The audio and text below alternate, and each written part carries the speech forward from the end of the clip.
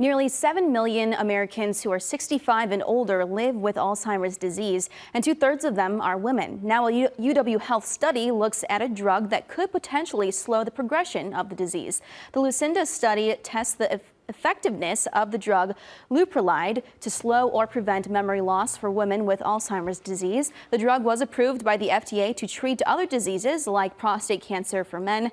The study is open for women who have been diagnosed with Alzheimer's, and participants will get injections of leuprolide and complete memory tests multiple times a year.